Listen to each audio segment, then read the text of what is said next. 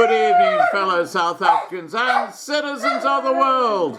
And Bonsai sends you greetings as well. There you go. 2 for the price of 1. Now, the Democratic Alliance.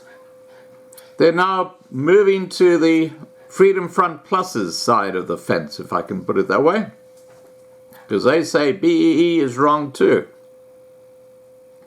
And any political party that claims that BEE is right are, in a word, racist.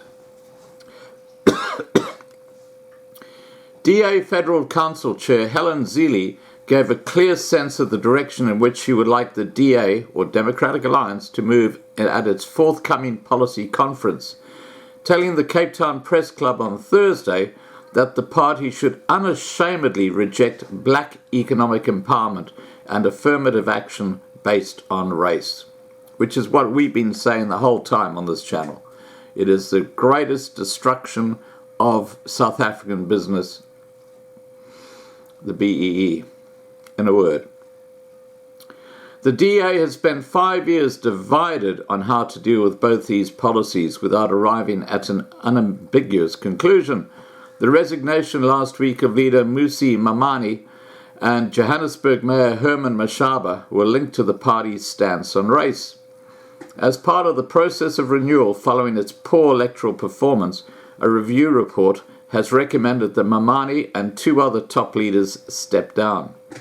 The review report also recommended that the party hold a policy conference to clarify its philosophical standpoint and key policies, especially on race-based redress. In her first public address since the departure of the 2, as well as former federal chair Athol Trollip, Zille said the party and its members should not apologize for rejecting race-based policies, and I apologize for Bonsai in the background. Okay, so Zille said the party and its members should not apologize for rejecting race-based policies or of redress or expressing views on race-related issues because of their white skins. The DA should promote its values, the rule of law, due process, and a need for a capable state without apologizing. She said, "We have to do something that's unashamedly without saying. We are terribly sorry to say this in spite of the color of our skins, and we can challenge the fact that whiteness is a category and that all whites are equally evil and responsible for all South Africa's problems." She went on to say, "We must challenge the idea that blackness is a proxy for disadvantage when it enables this fig leaf for corruption and the kind of mess we're seeing in the state-owned enterprises." Well, it looks like someone's coming to their senses at last. The DA was strongly in favour of redress, she said, but not on the basis of race, which has allowed a small group of the politically connected to get very rich and to get jobs.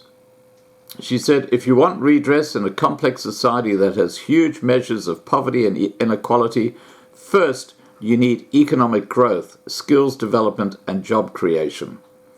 Earlier in the week, John Steenhuisen, the DA's new parliamentary leader and an aspirant to the position of leader, told the press club that he believed that race was a proxy for disadvantage, but it was one of the many factors that could still be used. Zille said this was her position and it would be debated. The review panel recommended that while the DA should have a compassionate political stance and commit to overcoming poverty and inequality, it advised the party not to use race as a criterion. Zille said, "We are going to have a policy conference and we are going to discuss whether race is still a proxy for a disadvantage, when what it has done is to make the bureaucratic bourgeois, as described by Finance Minister Tito Mboweni, become millionaires. Most people in the DA will agree. But as I say, it is not the default position in South Africa." Zille also said that contrary to much of the commentary on the DA over the past 2 weeks, the party had not imploded and there had not been a mass exodus after Mamani quit. So there you go. That's the update on the DA. We now have clarity that the DA does not approve of race-based employment. Things like BBBEE and BEE. Well, it's about time they started using their weight in the parliament to get it taken away. All right, guys, Please remember to subscribe to be kept informed. Ring the bell for the updates. Please like this video. Please share this video. And above all, stay safe.